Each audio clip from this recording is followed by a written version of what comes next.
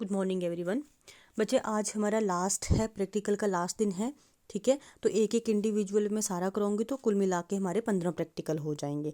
एक एक इंडिविजुअल हर एक फाइलम से मैं करवाऊंगी जो बचे हुए। तो आज हम लास्ट प्रैक्टिकल करेंगे।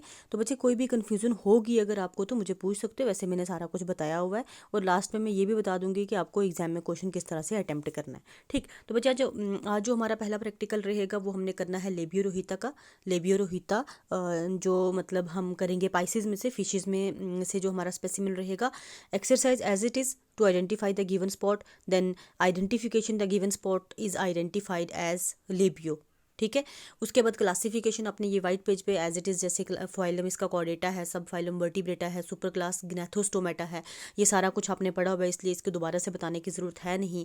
क्लास इसकी ऑस्टिकथाइज है, सब क्लास इसकी एक्टिनोपेट्रिगाई है, और ऑर्डर इसका साइप्रिनिफॉर्मिस है, जीनस लेबिया और लेबियो और स्पीशीज रोहिता। ठीक, ये आपने वाइट पेज पे करना है। देन उसके बाद बचे लेबियो रोहिता को हम इंडियन मेजर कार्प बोलते हैं। हमारी इंडिया में जो सबसे ज़्यादा पाई जाती है वो यही है लेबियो रोहिता। फ्रेश वाटर में मोस्टली देखने को मिलती है, रिवर्स और स्ट्रीम्स फ्रेश वाटर में ही होते हैं। ठीक, हेड इसका स्केललेस, मतलब हेड पे कोई भी स्केल नहीं होते, और बॉडी पूरी की पूरी इसके थिक स्केल से कवर्ड रहती है। आपने पाइसेस करा हुआ है, उसमें आपने स्केल्स की डिफरेंट टाइप्स तो की ही होंगी। अगर नहीं भी की, आपके सिलेबस में स्पेशली मेंशन नहीं है, सेकंड सेमेस्टर में आप आराम से स्केल की टाइप्स कर लोगे। ठीक, अभी से इतना याद रखो कि बॉडी पूरी की पूरी स्केल से कवर्ड रहती है। उसके बाद इसके बच्चे अपर जाम में बार्बल्स होते हैं, मतलब hair like minute hair like structure present होते हैं, जिनको हम बार्बल्स बोलते हैं। ठीक है, और उसकी बॉडी पे डॉर्सल, वेंट्रल, पेक्टोरल और पेल्विक फिन होता है, जैसे कि ये आप इसकी बॉडी ये देख लो।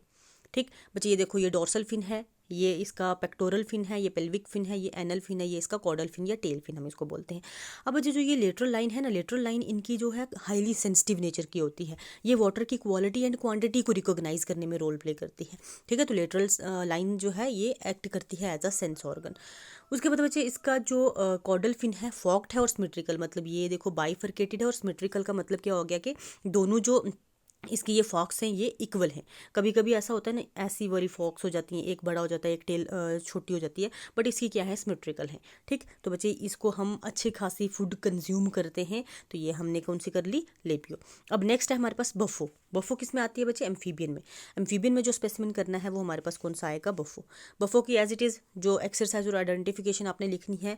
क्लासिफिकेशन में फाइलम इसका कॉर्डेटा है, सब फाइलम वर्टिब्रेटा है, सुपर क्लास ग्नैथोस्टोमेटा, क्लास इसकी आ जाएगी एम्फीबिया, सब क्लास लिस एम्फीबिया। बच्चे इतना कुछ लिखने, सब क्लास को आप छोड़ सकते हो, सुपर क्लास और सब क्लास को आप आराम से छोड़ सकते हो। ऑर्डर इसका एन्यूरा है, फैमिली को भी छोड़ सकते हो, बिफोनिडी। ठीक, जीनस बुफो, और स्पीशीज इसकी मेलानोस्टिकस। ठीक, अब बच्चे इसके करेक्टर की बात करें, इसको हम ट्रू टोड बोलते हैं।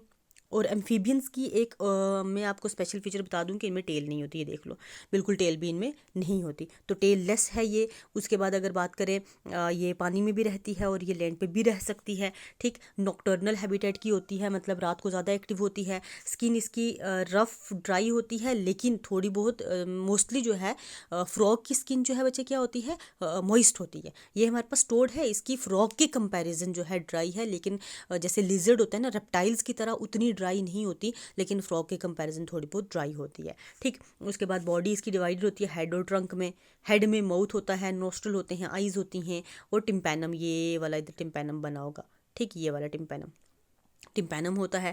टंग इसकी राउंड होती है। ठीक, और इसके जो ये टो वगैरह हैं ये वेब्ड होते हैं। वेब्ड क्यों होते हैं, क्योंकि पानी में इनको तैरना होता है, और वेब की वजह से सिंकिंग, डूबते नहीं है ये। ठीक, और इसके बाद एक पेयर इनका फोर लिम्ब का होता है, एक पेयर इनका हाइंड लिम्ब, मतलब फोर लिम्ब और हाइंड लिम्स होती हैं। और लास्ट पे कोलेकल अपर्चर होता है, कार्निवोर्स होती है, और ये क्या करती है, एग ले करती है इन द वाटर। ठीक, अब आपने जनरल करेक्टर इनके तो पढ़े ही हुए हैं, तो इसलिए मैं इनका शॉर्ट शॉर्ट बता रही हूँ, ज़्यादा बताने की तो ज़रूरत है नहीं। अब नेक्स्ट स्पेसिमेन है हमारे पास ड्रैको। रेप्टाइल्स की फीचर्स मैंने आपको खुद करवाए थे। Classification as it is white page पे लिखनी है। बच्चे ये जो लिजर्ड है ना, ये एक एक्सेप्शन है रेप्टाइल्स में। एक्सेप्शन का मतलब क्या हो गया, नॉर्मली रेप्टाइल्स ना, रेप्टाइल जो वर्ड है वो डिराइव हुआ है क्रीपिंग एनिमल के बेसिस पे, लेकिन ये फ्लाइंग लिजर्ड है। ठीक, फ्लाइंग लिजर्ड, इसमें ये पेटाजिया जो है डेवलप हुआ है, मतलब इसकी बॉडी में एक फ्लैप ऑफ स्किन डेवलप हुआ है जो एक्ट करता है एज अ विंग्स। ठीक, तो बच्चे ये हमारे पास क्या है, फ्लाइंग लिजर्ड, और या इसको हम फ्लाइंग ड्रैगन बोलते हैं। ये मोस्टली ट्रीज़ पे रहता है। बॉडी इसकी स्केल से कवर्ड रहती है, और बॉडी इसकी डिवाइडेड होती है हेड, नेक, ट्रंक में। ठीक, और टेल भी है इसकी। उसके बाद ये जो इसका ये पेटाजिया डेवलप होता है ना, ये पटैजिया पर्टिकुलरली ये फ्लाइंग के लिए यूज़ करता है। ठीक, तो इसको हम विंग्स भी बोल सकते हैं, बट विंग लाइक स्ट्रक्चर है, विंग्स हम मोस्टली नहीं बोलते, विंग्स पे फेदर्स होते हैं, इस पे कोई फेदर्स वगैरह नहीं होते। ये पटैजिया है जिसकी वजह से ये क्या करता है, फ्लाई करता है। ठीक है, तो नॉर्मली हम इसको क्या बोलेंगे बच्चे, फ्लाइंग लिजर्ड। ठीक, उसके बाद हमने एव्स में से करनी है पैसर, जिसको आपने हर किसी ने देखा हुआ है, स्पैरो बोलते हैं। क्लासिफिकेशन एज इट इज़ जो आप करते हो। अब बच्चे इसको हम नॉर्मली क्या बोलते हैं, हाउस स्पैरो, बिल्कुल छोटा सा बर्ड होता है, और जहाँ ह्यूमंस होते हैं उनके आसपास मोस्टली हमें ये देखने को मिलती है। और इसकी अपर वाली सरफेस जो है वो ब्राउन, अर्थी ब्राउन कलर की होती है, और छोटे छोटे ब्लैक कलर के स्पॉट्स होते हैं। अर्थी ब्राउन बच्चे आपने ऐश तो देखी है ना, उसी तरह की इसकी बॉडी कलर होता है मोस्टली। ठीक, मेल जो है उसमें थ्रू आउट वाले रीजन में जहाँ गर्दन है वहाँ पे थोड़े ब्लैक एरिया होता है, फीमेल के कंपैरिजन फीमेल में कम होता है। बीक इनकी बिल्कुल छोटी सारी होती है, पॉइंटेड होती है, और इंसेक्ट्स या ग्रेन्स पे मोस्टली ये फीड करती हैं। ठीक है, ग्रीगेरियस हैबिटेट की होती हैं, और नेस्ट या होल बना के रहती हैं। नेस्ट या होल्स किसके बनाते हैं, मतलब छोटे छोटे स्ट्रॉज होते हैं ना, वो स्ट्रॉज हम किसको बोलेंगे, घास वगैरह का होते हैं ना वो छोटे छोटे स्ट्रॉज, उनको कलेक्ट करके ये क्या बनाती है, अपना नेस्ट बनाती है। ठीक है, तो बच्चे आपने ये डायग्राम बना लेनी है। लास्ट हमारा जो स्पेसिमेन रहेगा, लास्ट हमारा प्रैक्टिकल वो है रैबिट का। ठीक, तो हमने लास्ट कौन सा करना है, रैबिट का करना है, क्लासिफिकेशन एज इट इज़। अब बच्चे रैबिट जो है ये एक ऐसा मैमल है, रैबिट मैमल्स में ऑब्वियसली मेमरी ग्लैंड होते हैं, इनमें भी मेमरी ग्लैंड्स होंगे, लेकिन वो कवर्ड रहते हैं किससे, हेयर से कवर्ड रहते हैं। ये यंग वंस को बर्थ देते हैं और उनको मिल्क भी प्रोवाइड करते हैं। वार्म ब्लडेड एनिमल है, क्योंकि हम भी मैमल्स में आते हैं, हम भी वार्म ब्लडेड हैं। कॉस्मोपोलिटन डिस्ट्रीब्यूशन, मतलब पूरी पूरी दुनिया में पाया जाता है। बोरोइंग या फोसोरियल नेचर है, ये ज़मीन को खोदता रहता है, और उधर उसका रहने का इसका ज़्यादा, अगर हम घर में इनको डोमेस्टिकेट करते हैं ना, जिस जगह पे हम रखते हैं वहाँ पे भी देखना ये क्या करते रहते हैं, सुराख बनाते रहते हैं, क्योंकि इनकी हैबिटेट है, इनका हैबिट है वो करना। ठीक, उसके बाद रैबिट जो है पॉलीगेमस होता है, मतलब एक मेल बहुत सारी फीमेल्स के साथ रह सकता है। यूजुअली ब्राउन कलर का भी होता है, बट वाइट कलर के भी कई सारे रैबिट हमने देखे हैं।